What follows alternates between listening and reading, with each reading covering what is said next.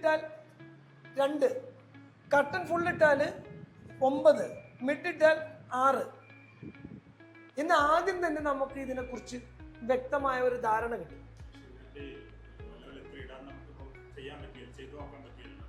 അതുകൊണ്ടാണ് ഒരു കാരണവശാലും ഒരു മെഷീനും പ്രീ ഡിഫൈൻഡ് അല്ല.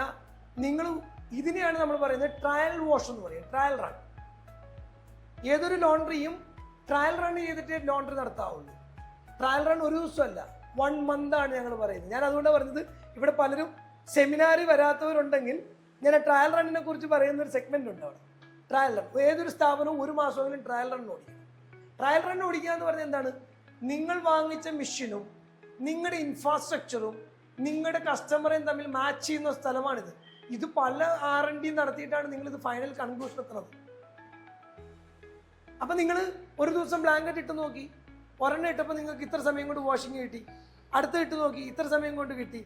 അപ്പൊ ഓരോ പ്രാവശ്യവും നിങ്ങൾ ഇക്വേഷൻസ് എഴുതി ക്ലോസ് ചെയ്ത് ഫൈനൽ ഒരു സാധനം ഉണ്ടാക്കും. നിങ്ങളുടെ നാടിന്, നിങ്ങളുടെ മെഷീന്, നിങ്ങളുടെ സംവിധാനങ്ങൾക്ക് വേണ്ട ഫൈനൽ സാധനം, ഫൈനൽ ഔട്ട്പുട്ട് ഉണ്ടാക്കാനും ഓരോ പ്രാവശ്യം ചെയ്യുമ്പോഴും ഈ കെമിക്കലിട്ടാണ് നിങ്ങൾ വാഷ് ചെയ്യുന്നത്. നിങ്ങൾക്ക് ഇതേ ഔട്ട്പുട്ട് കിട്ടിക്കൊണ്ടിരിക്കുക. എൻ ടൈമിൽ നിങ്ങൾക്ക് നല്ല റിസൾട്ട് കിട്ടി. ദാറ്റ് റിസൾട്ട് ആണ് നിങ്ങളുടെ ഫൈനൽ റിസൾട്ട്. ഇതാണ് നിങ്ങൾ ഫോളോ ചെയ്യണത്. ഈ ഫോളോ അപ്പ് കിട്ടാനാണ് ഒരു ലോണ്ടറിക്ക് സമയം എടുക്കുന്നത്.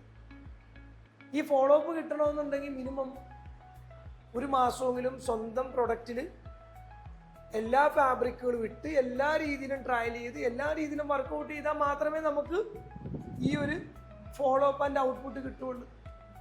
ക്ലിയർ? ഇപ്പൊ നിങ്ങൾ എന്താ